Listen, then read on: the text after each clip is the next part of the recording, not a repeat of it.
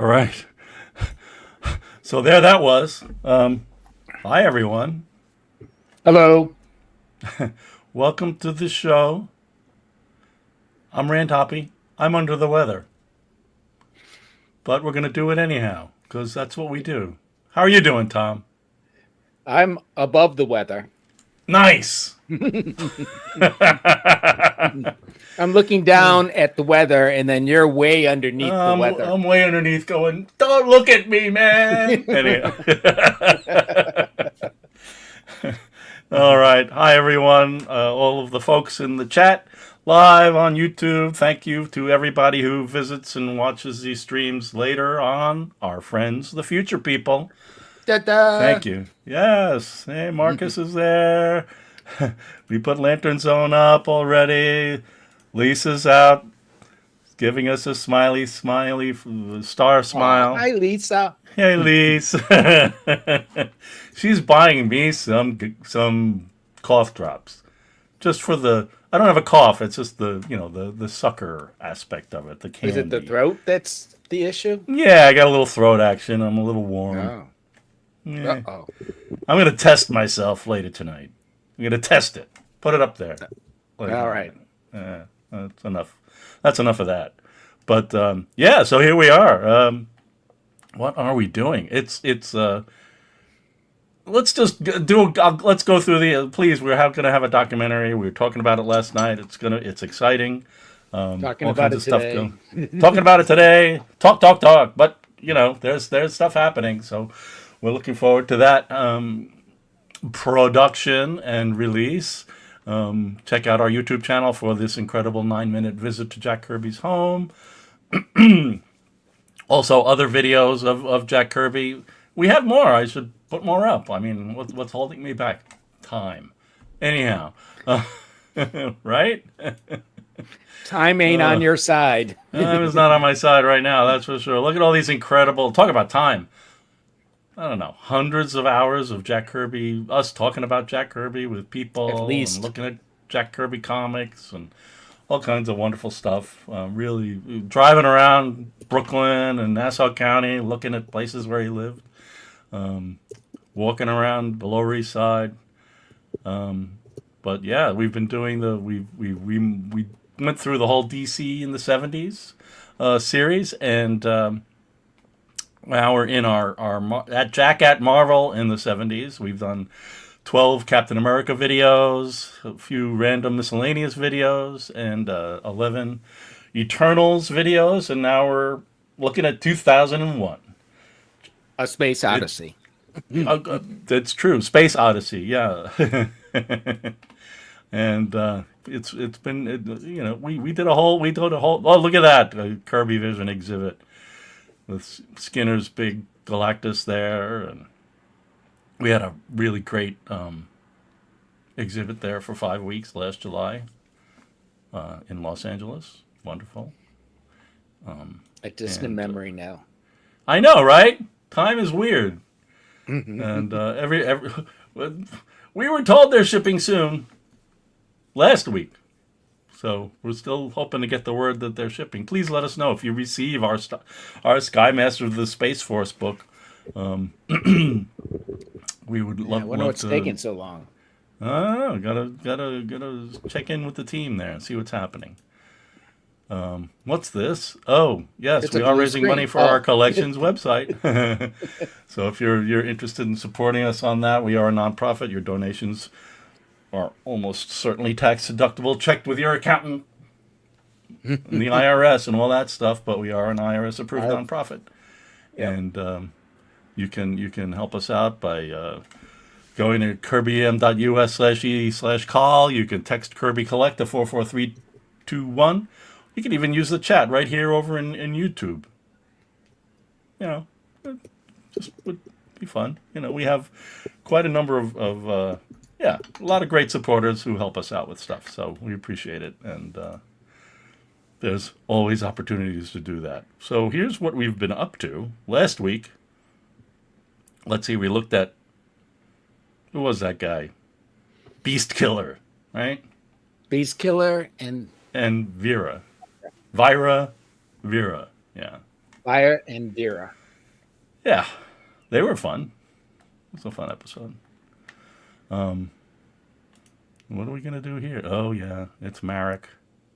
Wheels of Death. Marrick, the Barbrarian Marrick, the Conqueror, right? He's something, this Marrick. So here we are. We are here. So the thing about these, what we do here is we go through the comic and read the comic and look at art, and we share treats from the digital archive that we've acquired, that we've built these last 20 years or 18 years or so of scanning and talking to people about their collections and so on, and traveling all over the United States. That's right, with our buddies, the scanner, and and you know, we do have the Kirby family's collection of pencil photocopies that we've scanned, and so here's, you can see on the left here, this is the photocopy of Jack's art, where he, you know, drew it and put the type on, and then sent it off to Mike Royer for inking. And I don't think you think that covers by Mike Royer. Get out of here! Tell me more. No, that's not Mike Royer. Okay. Let me find out. Who is I think it? That's Joe Sinnott? No, it's not Joe Sinnott. I think it's John Verpoorten. Verpoorten. Let me just look. Okay. All right. And then you could see I kind of lined them up so that they were all at the same size, and yeah, that's pretty cool to see. And Rand spends a lot of time doing that. It's not like he presses one button and it's all there. I use AI. AI does it for me. No, not yet. Someday it will. Dear ChatGPT, please line up all the... No. Oh, God. If you would be so kind. Yep, it's John Verpoorten. Oh, okay, cool. Yeah, I thought it was him. Well, it's a lovely job. He is a good inker of Jack.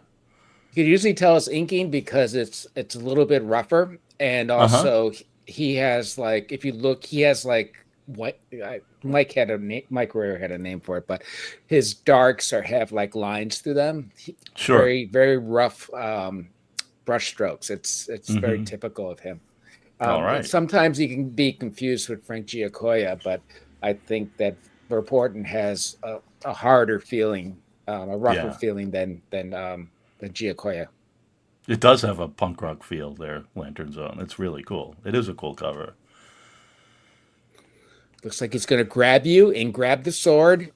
And then chop your head off. Ow! You got it. Okay. That's going to be painful. Yeah, because it's Marrick, the Merciless. He has no mercy.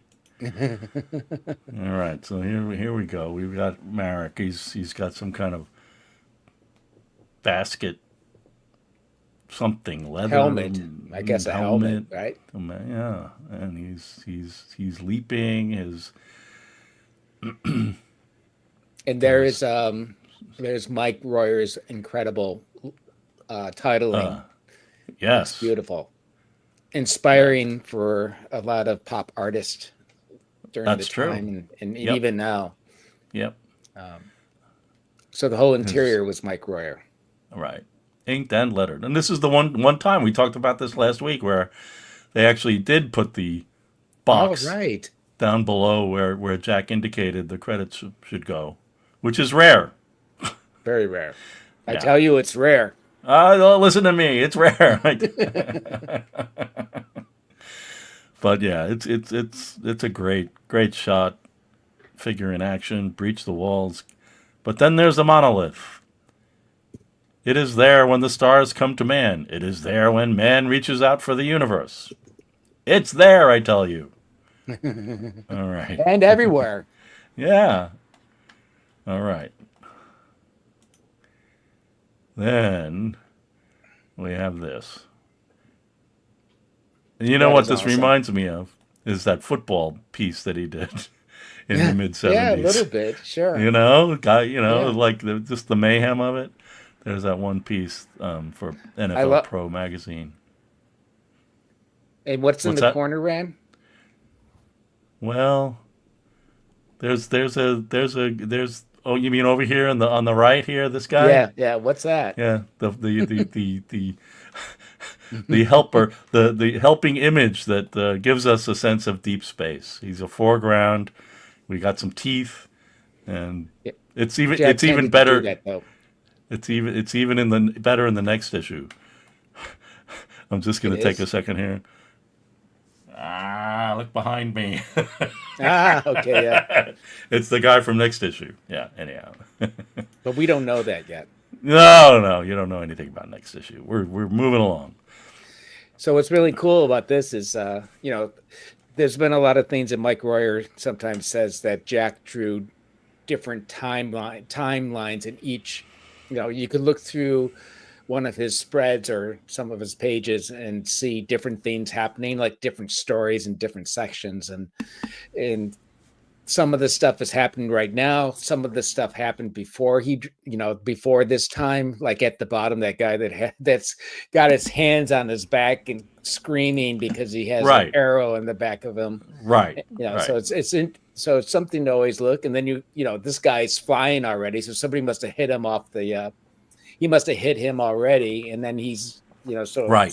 there's a whole sequence of things happening just in one spread. I will say that the best explanation I've ever seen of that. Do you remember? Do you have any idea what I'm talking about? No, I don't. No. Back at our comics combatives pop up that we did, how many years ago when Guy Dorian Sr. Did 2015-ish. did an 2015 or something, did an analysis of the cover of Destroyer Duck #1.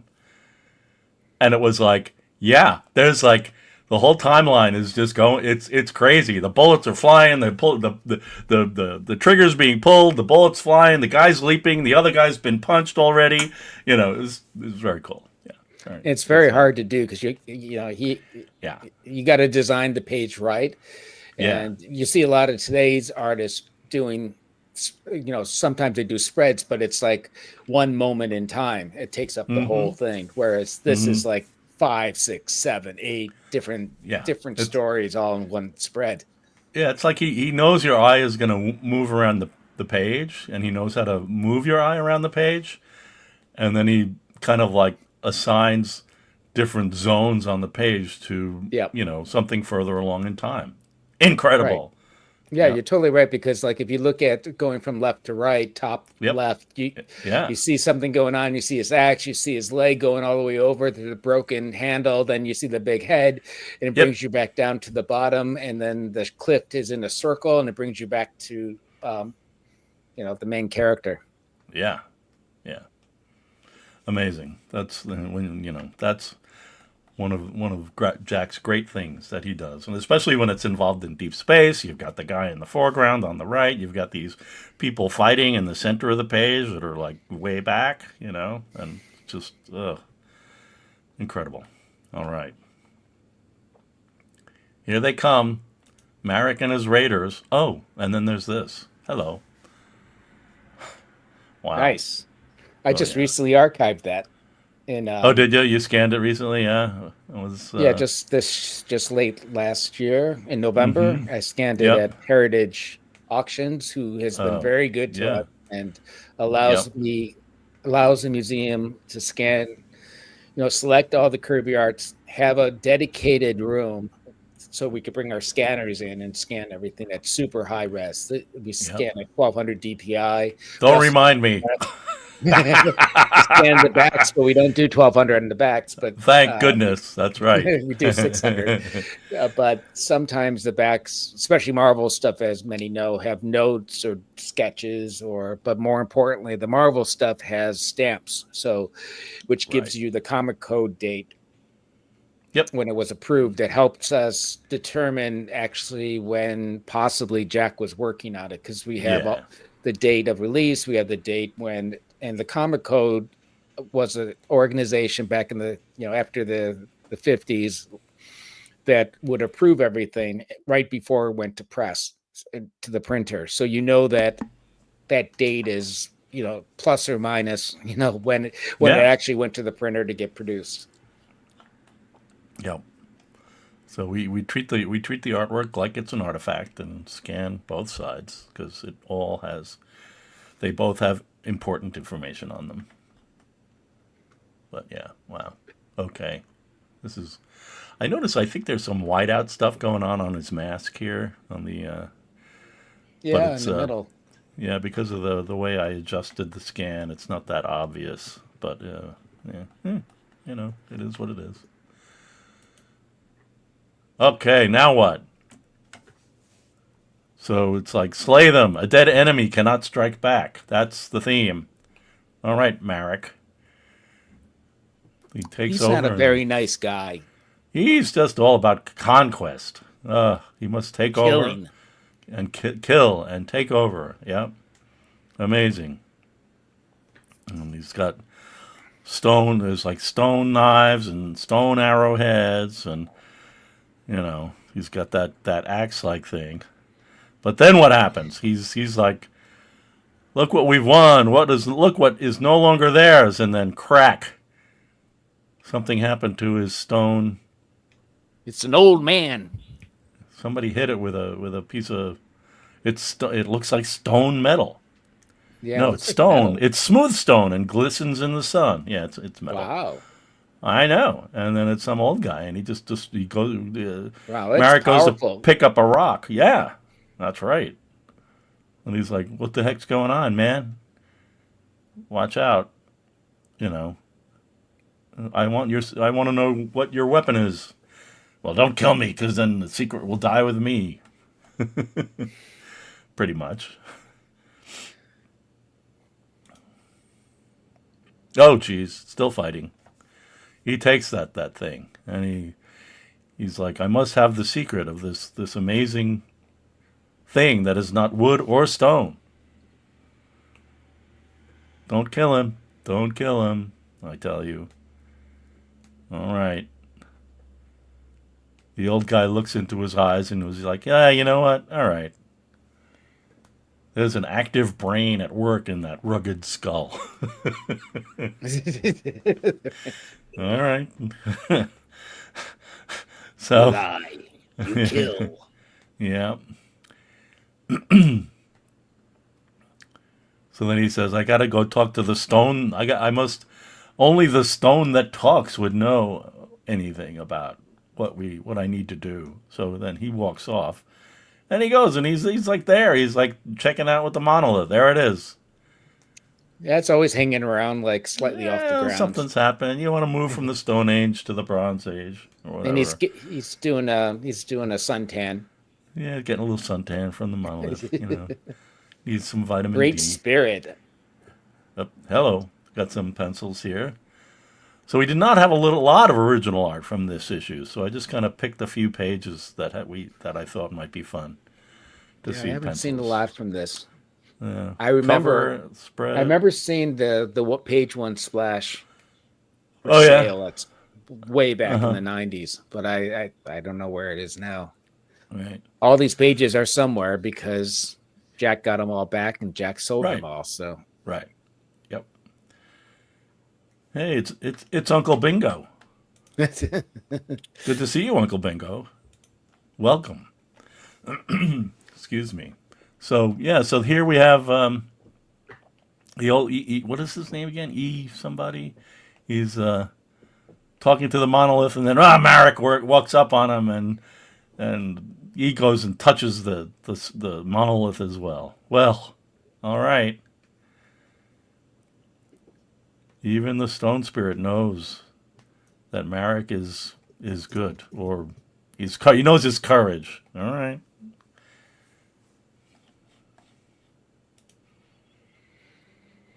Meanwhile, Marrick is like he's like Donnie from the Forever People. He's touched Seraphan's bullet. He's having a cosmic experience. He's seeing space. He's seeing spaceships. Thank you, Monolith. And then he sees the incredible Janisa. Yeah, that's right. The plot thickens. That's right. yes, it does. Put that. Yep. So he meet me at your peril, Marrick. Meet me if you dare. Oh, come on. Monolith is basically sharing a dare with Marrick from Jalessa. But why? I didn't understand why there's like a cosmic scene in there. Oh, in the past, you mean the spaceship, Yeah, or just the cosmic stuff? yeah, the spaceship. What is going on? These momentary glimpses of wonders that tear loose Marrick's emotions. This is destiny. Is destiny. I don't know.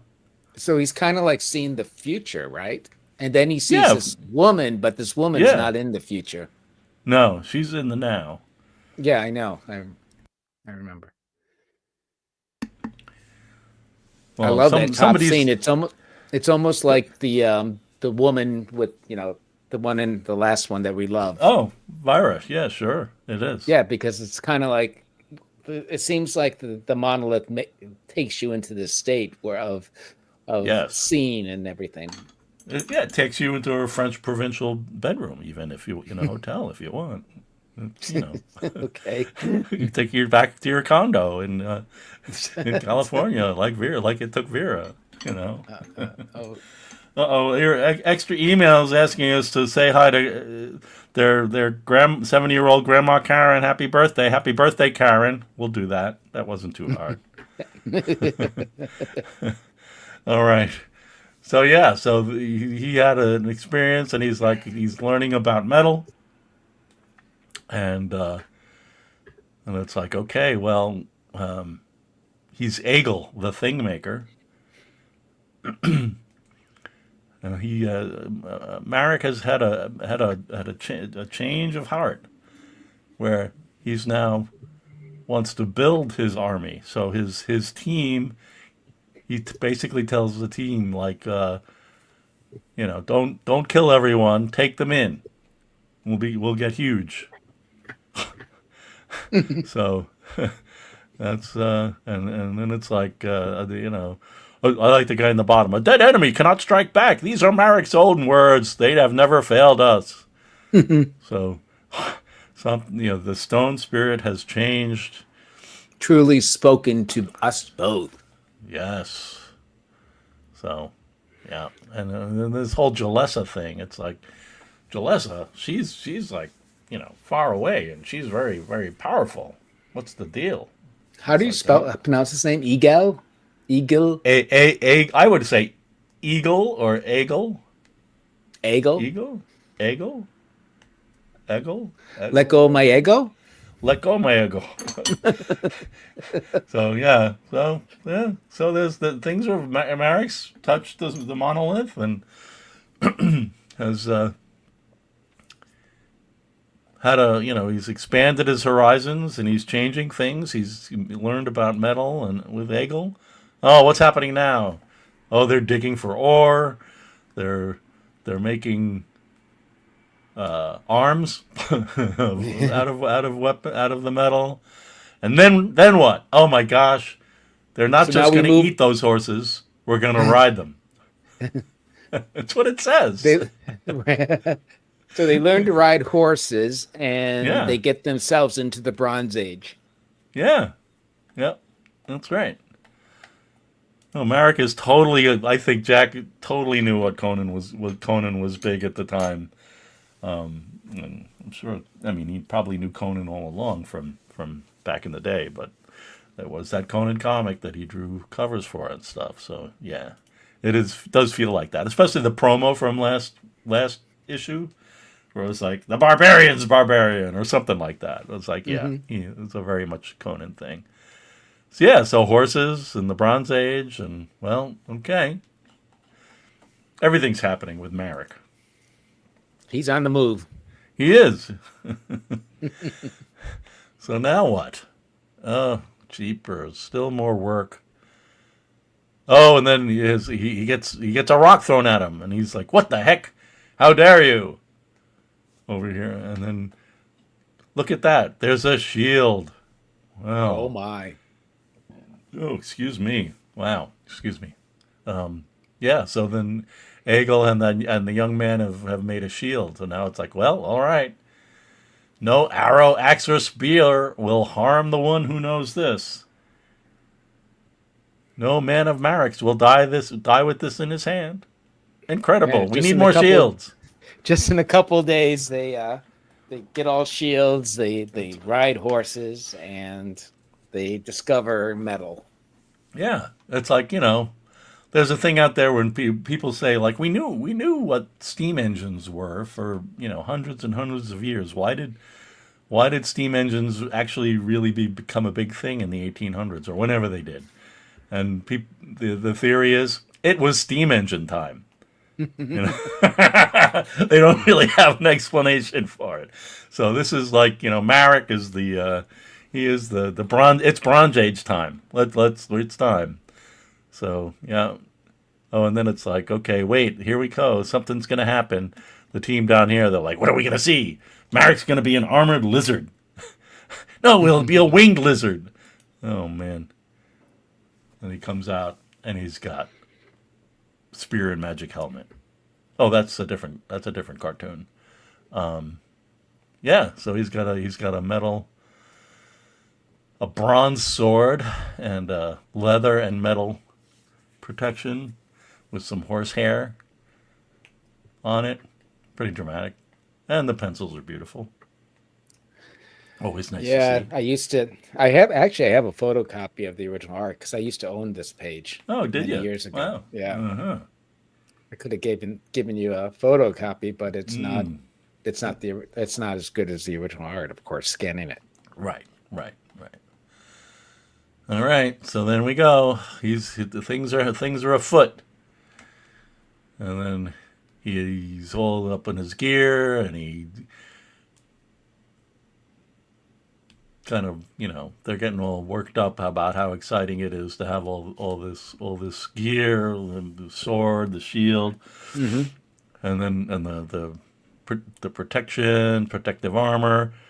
And then Egil's like, yeah, well, you've got a long way to go to Jalessa's land. You got to, figure out the food and supplies and everything. And it's like, well, Egil's like, I figured out how to make a cooler. And then how are we going to carry all these things? Yeah, come on. It's like, yeah, come on, man. You'll break the backs of men and beasts.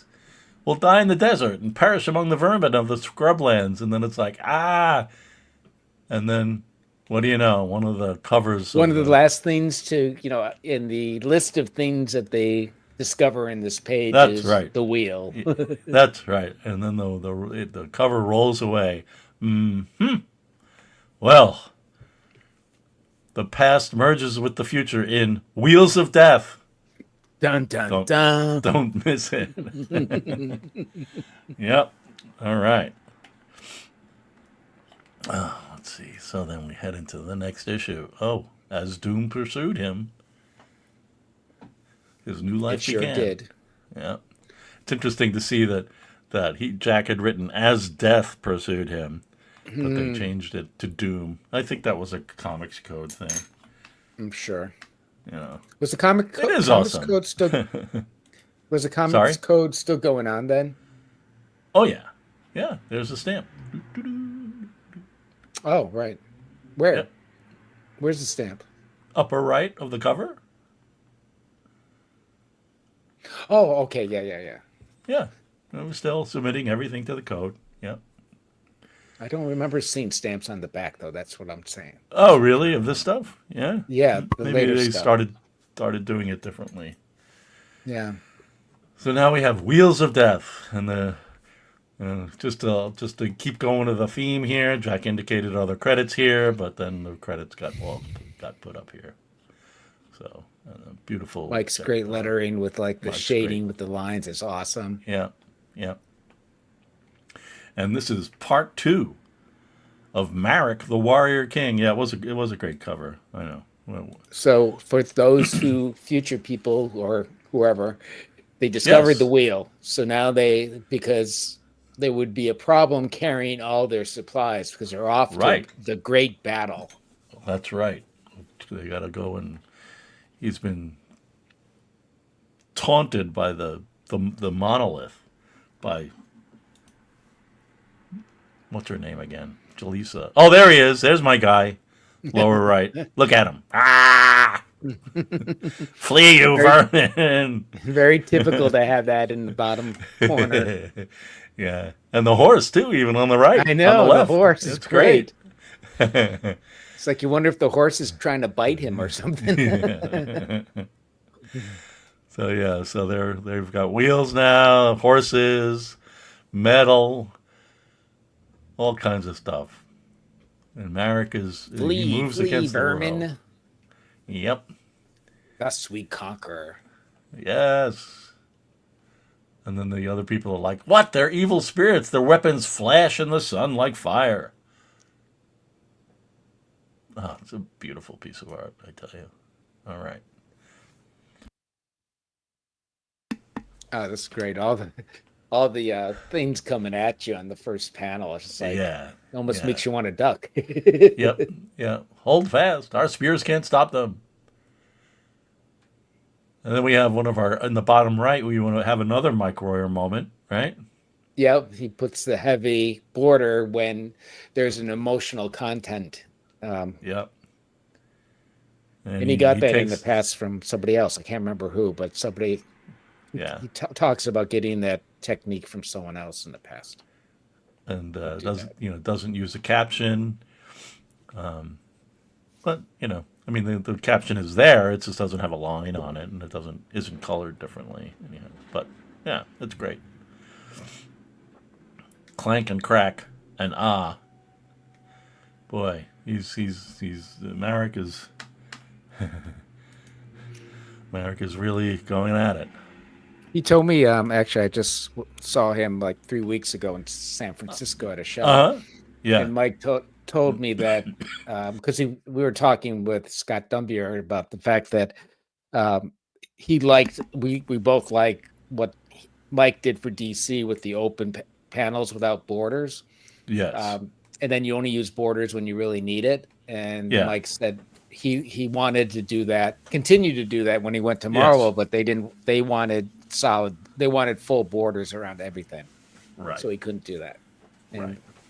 we were talking to him and mentioning how much it would have been really nice if in some cases if he continued that in Marvel. Right. They didn't want He it. did, and he even got a little pushback from Jack on it too, right? Didn't Jack at one point say something like he Maybe was I don't. doing a little too much? Could be.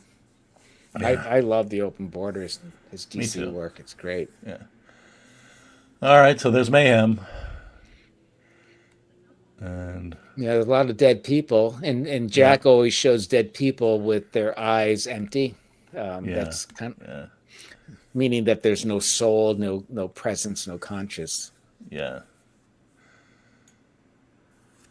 And then somebody's running off. I must tell Jalessa about what's going on with this mayhem. So then each runner brings the message along. Carry this news to just Jalessa. Yeah. There she is. Yeah. The one that he saw in the future, in the past. Yeah, the monolith, like it was showed her to him. It was funny. I wonder if she's like a descendant of Vera, but that's just me.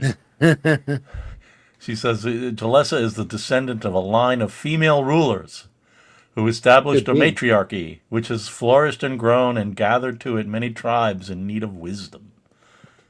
Sounds like it, doesn't it? A little bit, right? Yeah.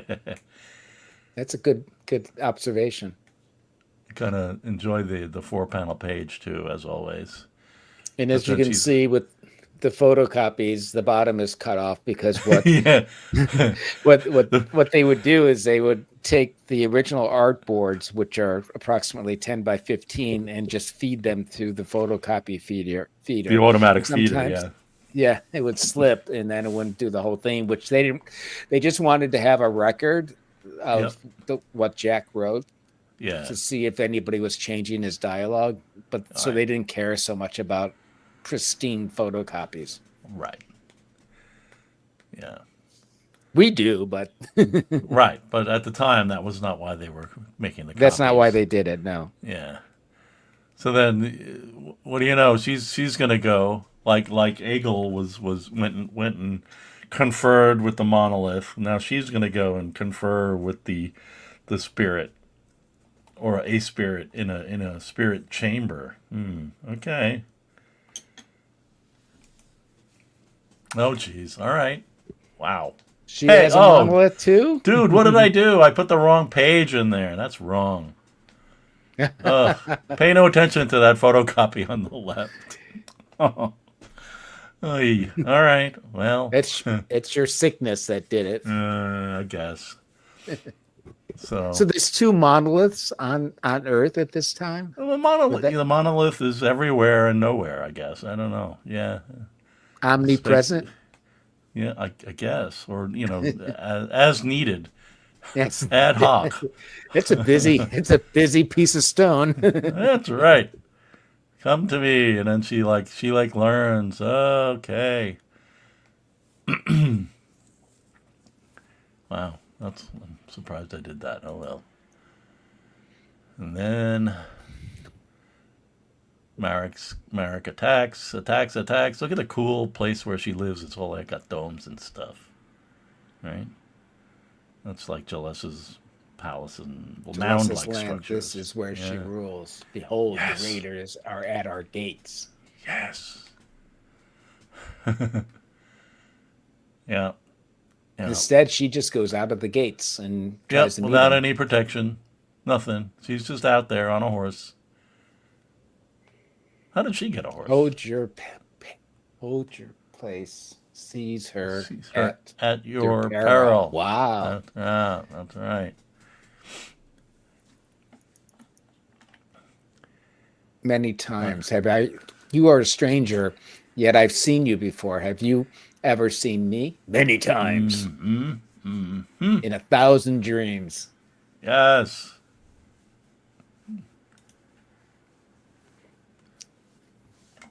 So then it's a meeting that not only transcends battles, but also forces history into great change. Marrick will continue to fight, and Jalessa will rule. The monolith, in its own mysterious way, has completed this stage of a cosmic process. Well, we see the wheels, and then we see the wheel. Yeah, of a spaceship. Is the transition on every issue, pretty much. Yeah. We should go to get forward together. So they go on. So the purpose of the monolith in completing the stage of the cosmic process was the fact that they discovered all these things like metal and the wheel and everything else. Yeah. And advanced mankind, right? Person kind. Yep. So now we have a Space Station Liberty 1 is being pelted by giant meteors. Mammoth size. They're huge. That's big. Yep. Yeah. It's not good. And it's destroying the ship. Yeah. People, they're as big as mountains. Herb Marrick tells all the people to abandon ship. Get out so into the they're playing escape. on his name again, so it's like they did with Vera and Vara. Right. Yep. So he's like, well, they've got a chance to get out if they get into the space pod, but the escape shuttle. All right. But then he's like, well, good luck to you all. And he sits in his chair. And he's like, well, it's going to be a spectacular ending to this tired old workhorse. And then he kind of leans back. This would be a fine time for a genuine puzzler to show up. That's right. And it does. And then what happens? Oh, geez, there's the monolith. There's like a chorus singing. He's like, I got to put my suit on. And he goes out. He got out there very quickly. They didn't have any panel, page transition. He's out. Yep. Wow. Yep. What happens in the gutters of comics, right? Between the panels. I wonder if Jack had a page for this and just didn't fit it in. I don't know. So the monolith is fixed. He goes out there. He touches it. And wah! And then wah. Exactly. Yay. Okay. He's seeing all kinds of things. Flying again. Yeah. Yeah. Flyers. Yeah. He's got that octopusy thing. That thick panel border on that lower left thing Mike Royer put in. Some kind of, tentacle stuff going on. Cosmic tentacles. Cosmic tentacles. That's right. Why not? That's the name of my new band. All kinds of stuff, rocks going on. He's like, I can't take it anymore. And then thunk. Well, he lands in some grass. Battering is merciless. Yeah. Suddenly there's a blue sky, broad fields of green. Welcome home. Wow. Okay. I've been waiting for you to return. And it's Marrick. And it's Marrick, not Herb. Or maybe it's both. I don't know. And then he's there. It's Herb Marrick. And he's so happy to be there. Right? Yeah. Well, isn't he going to get old? Well, they seem, but he's not. That's the trick about this particular story. You got it. The bottom right panel, but Marrick will never be changed. All right, let's go back. The monolith watches the two turn toward the castle in the distance. It has woven an environment from Marrick's own dreams and placed him in it for final conversion into a new seed. But Marrick will never be changed. He does not respond to the aging speed process necessary to the transformation. He will live out his life at a normal rate. Why? How? I don't know. I need answers. Do we have any answers? The monolith phases out of the environment. It will vanish on the day of Marrick's death, for he will remain what he always has been, a man. But this has happened before. The alien purpose of creating a new seed from the human species has known random failure. There will be another attempt, for the process must go on. Man's destiny is to roam the stars, and the proof of it is ever present in his ability to become a new seed. There are many of these in every spatial quadrant. They are like fireflies in a galactic forest, and when they draw near, they gaze at the onlooker with eyes both large and wise. It's so great. Then the new seed is gone, eager, impatient to thrive and discover. The monolith does not abandon its task. it will begin again and choose the next candidate for a destiny of immortality. Woohoo! So Are you ready? So he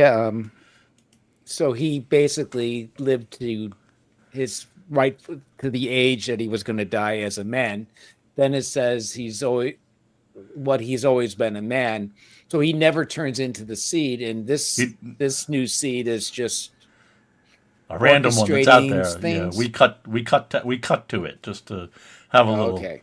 Just because there's many of them out there, right? Well, we've already They're like seen fireflies. There's fireflies out there. They're fireflies. Wow. Yeah. So no bubble wrap for Herb. No Him. saran wrap or Yeah. anything. Yeah. Just he's gonna live the rest of his life there on the hill in Thousand Oaks and with his great love, right? Yeah. Sounds pretty good. So that's those two stories. It's one big story, right? It is a great story, right? It's good that we have them both together. It turned out good. Yeah. It turned out this way.